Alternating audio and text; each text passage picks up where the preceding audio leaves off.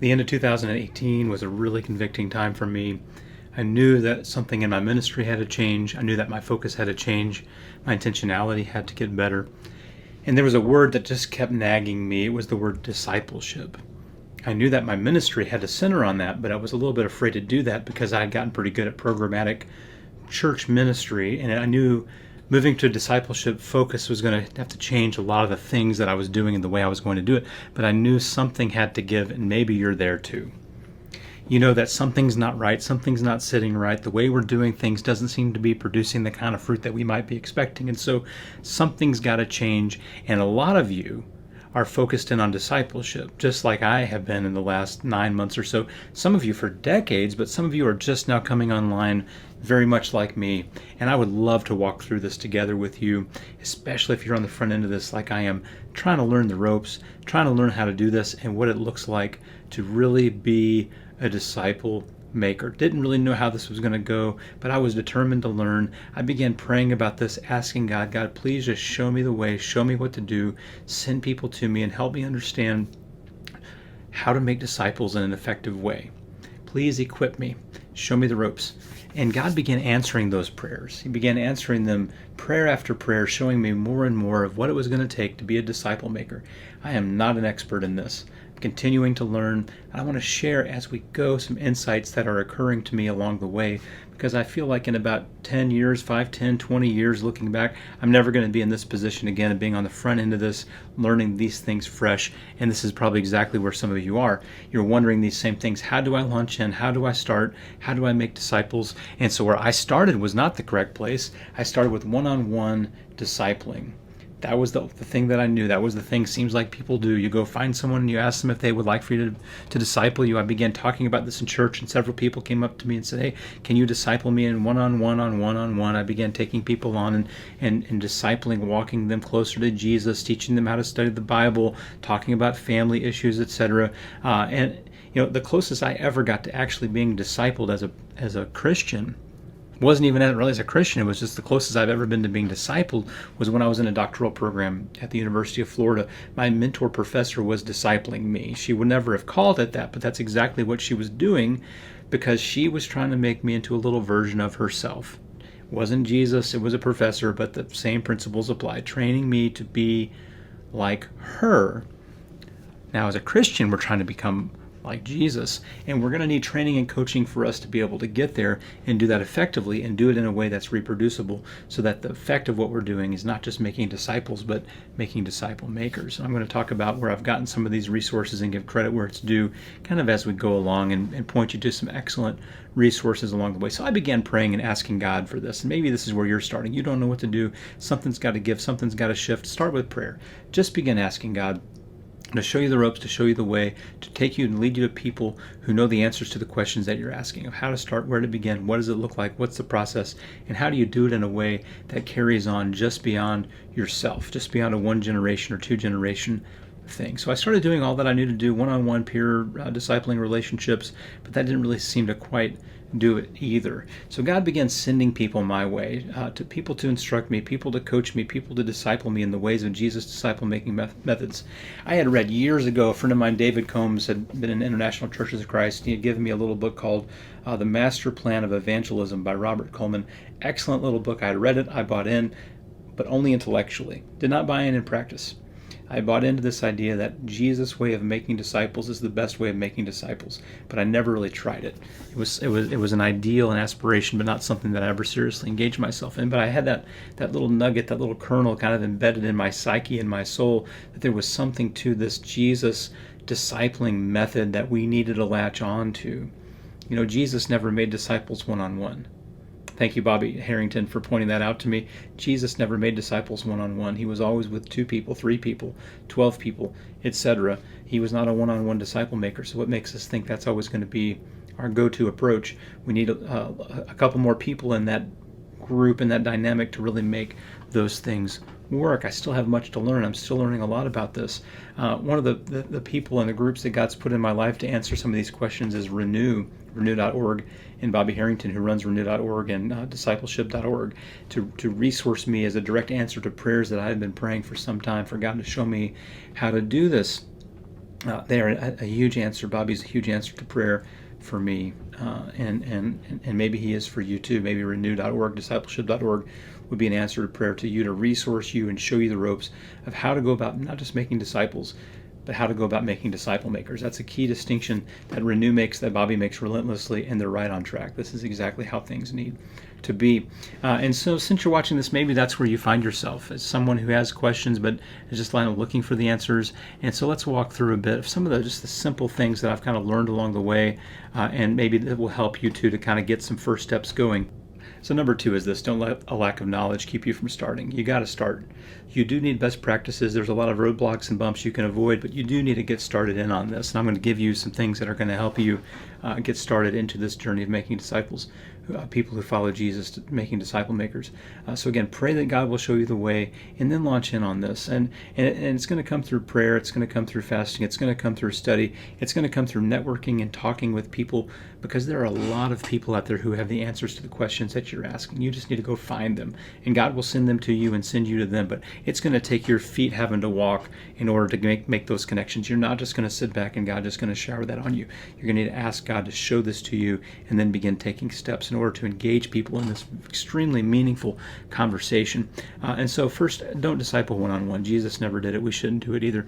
We need those groups, as Renew would say, a group of no more than 5 or 6 people to be a discipling group, because with that smaller group, you still maintain that transparency and that intimacy and the kind of confidentiality that you can maintain to have the difficult conversations that you need to have, and still have some peer interaction and conversation and accountability, where it's not just one-on-one, where it can become more like a hierarchy that is prone to abuse. You need a few more people in that loop to make this really work in a healthy and productive way. Second is this: you have to have commitment. And this was a big light bulb moment for me, because as I started thinking about the kind of commitment that I've asked for from people, it's always been about commitment to a program. Can you teach X, Y, and Z for 13 weeks? Can you lead the nursery? Can you find worship leaders? This is the kind of commitment that I'm asking for. It's commitment to a task. It's commitment to a role.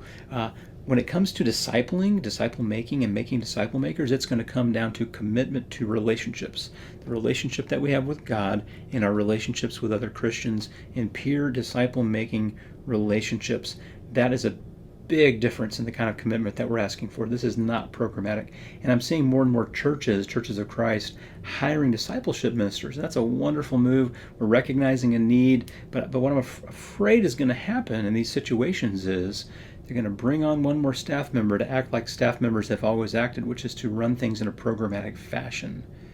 And making one more ministry called the discipleship ministry is not really the way of Jesus. It's going to really have a hard time, because you're not having the intentionality that you need to make this the most important thing that we could do, and to make this a part of everything that the church does. Just one more staff, one more program. Let's not go there. And I'm not saying don't hire that person. I'm saying it has to not just be a programmatic thing.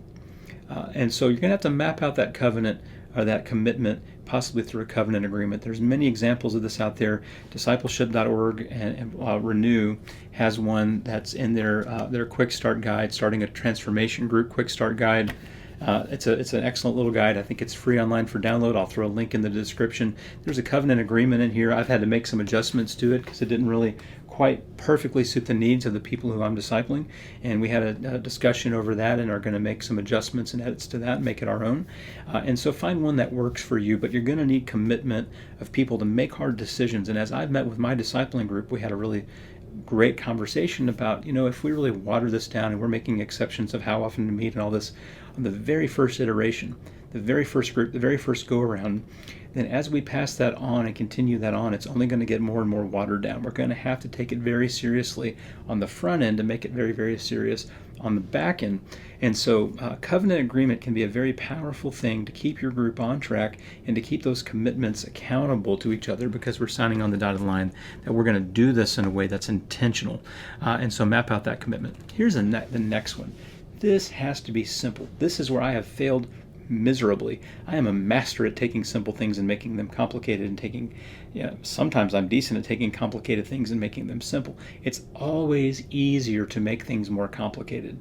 If you're lazy, which I have been at times, any of us have been at times, it's easier to make things more complicated rather than to make things simple.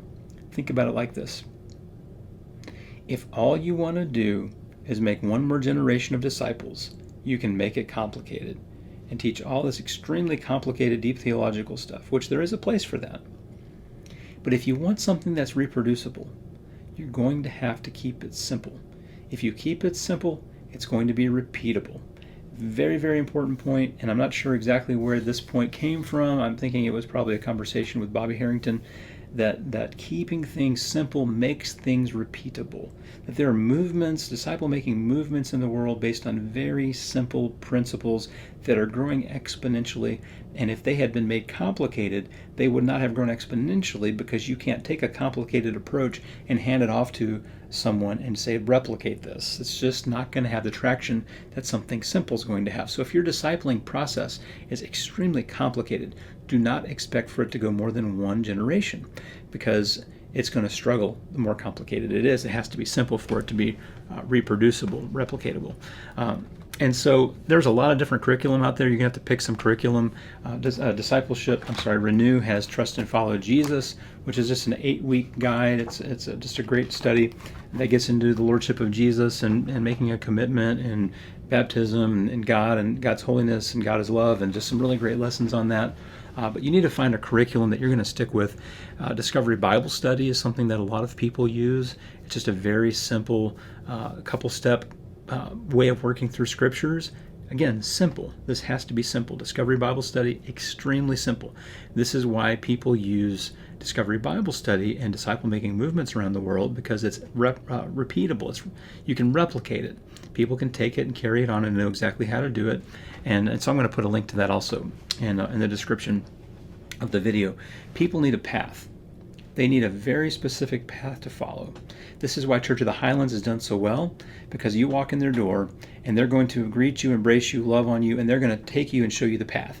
These are the next steps for you to get involved and be a part of the life of the church. We're going to give you next steps. We're going to identify your gifts. We're going to launch you into ministry. And that's very much like a disciple-making thing. Intentionality, showing next steps, being simple. Everyone knows exactly what it looks like and exactly how to invite people in and how to get them be a part of this. Disciple-making has to be like that. And it's going to take a lot of intentionality, and it's going to take a lot of planning, a lot of prayer, a lot of purposing to make it that way. But you don't have to reinvent the wheel. Again, go back to that Renew Quick Start Guide. It's going to give you some steps of getting started in a very simple way that's repeatable, that's pass audible for the people who are going to follow after you. Here's the next thing. Get together with like-minded people. There are conferences and communities out there who get together regularly who talk about disciple making. New Day Conference out of Murfreesboro, North Boulevard, Church of Christ, David Young. They just had their conference a week or so ago. Look at that for next year. Join up with that. And look at Renew's gathering that's coming up November 6th. I'm going to be there. I know a lot of people who are coming to that. Please come and be a part of that. I'll throw a link in the description. Join up with the gathering. Very, very inexpensive registration cost. Come with the brand new book by Matthew Bates, New Testament scholar. That comes with that. It's a $20-something book, if my memory's right. I mean, that's about a third of the registration cost right there. You get the book, and you're going to be around like-minded people talking about making disciples. Very, very important. If you're into church planting or have a desire for that, go to Exponential in the spring. Check out what they're doing there. But find some kind of gathering where you can get around like-minded people. Even locally, find the discipling type people who you can gather around and pray with and talk with and work through these things with, so that you're not out there by yourself. Leave a comment in the comments. Ask your questions. Be a part of this community, the WINESKINS community, as we talk more about discipling, discipleship, and making disciples and church planting. If we don't talk about that, our future is going to be in a really bad place, because we're not replicating ourselves. Our congregations are not birthing new congregations, and our disciples are not making more disciples. The reason we're in decline is not because we're not doing the trendy hip things. The reason we're in decline is because we're not serious about the tasks that God has given to us to go into all the world and make disciples of all nations, baptizing them, teaching them to obey everything that Jesus has commanded, baptizing them in the name of the Father, Son, and Holy Spirit. That's why we're not growing. It's not rocket science, simple math. And so you're going to have to engage in the disciple-making process and believe that Jesus meant for you to do this. And so you're going to learn as you go. You're going to grow as you go. And again, start with prayer. Begin looking into some methods. You got to pick something that's simple and repeatable. Do not pick something that's complicated, because if you pick a complicated thing, it's only going to get one generation out of it, and then it's done because no one can reproduce it. And get around, again, like-minded people. Get into reading books on discipleship, and this is one that has been a great help to me. Discipleship That Fits: The 5 Kinds of Relationships God Uses to Help Us Grow. It's about size dynamics and sociological size dynamics, group dynamics, how Jesus had the 3 and the 12 and on the 5,000, how we need different size gatherings to really bring about a holistic disciple-making processes. Check out Jim Putman's book, Real Life Discipleship, and the manual that comes with that you can buy along with that, Real Life Discipleship Training Manual. Excellent material. Jim Putman's doing an amazing job up in Idaho. And, there's great resources out there. I would say Real Life Discipleship is a book that if you have a small group ministry, this is the kind of book that you can pick up and you can revamp the way you're doing small groups to have more of a discipleship focus and to get more of your volunteer leaders coached and up to speed on really how to do their job better. And so we got to be back into this business of making disciples. I'm going to share more of my journey as I go, giving credit where it's due. First and foremost to God. I'm going to give credit to Renew. I'm going to give credit to Bobby Harrington for showing me the ropes and helping me to see some things that were hard for me to see at just the right time when I was praying for God to show me some answers. And several other people who have walked alongside me and provided answers to the questions that I'm asking. And praise God for that. And it's going to come with a heart and a desire to do this, even if we don't know how. Please at least begin to pray that God would show you how ripe the harvest is, and then to begin to show you exactly how to go about doing this. Let's not do this by ourselves. We have each other. Please comment in the comments, ask your questions. Send me an email, matthewdabbs@hotmail.com. That's DABBS, matthewdabbs@hotmail.com. Shoot me an email, ask me your questions. I am no expert, but we can talk about it, learn about it, pray about it, work on it together. This is a journey. It's a process. We're learning. We're growing. Great days are ahead. God has not left us abandoned. God is working out things as we pray. He's answering specific prayers. I could give you a long list in 2019 of very specific prayers that God has answered nearly immediately in so many instances. Week of the prayer, answers are coming in just ways I could not have imagined. And so please, please, please, I cannot beg you enough to pray for God to show you how to do this, and then begin seeking out people with expertise, and then begin trying and implementing something simple, getting around people who are like-minded, and God's going to put this together. There are good days ahead, great days ahead, but it's going to take a change in the way we see ministry and do ministry. It's going to, if you're an elder watching this, or you know an elder, it's going to take elders creating a different kind of job description for the kind of person they're hiring. Because if we just keep asking people to be busy doing the same things that are resulting in our decline, it's going to have to come back to the hire and back to even current hires of what elders are asking their ministers to do. If we don't change that, we're going to keep being busy with all the programmatic things that we're used to doing to keep this ship running and be terrified of changing any of that. And we're going to keep declining. We're not going to be in a good place. And so let's continue this conversation. Please tune in. Please subscribe. We're getting close to that 1,000 subscriber mark, and that's been amazing. That's been since March. I think we started with 180 subscribers that had come from some time back, and we're up to 812 or so, I think. And so please subscribe and engage in the comments, engage in conversations, ask your questions, encourage someone who asks a question, provide answers, and let's have a conversation about disciple making. Thank you for watching. God bless.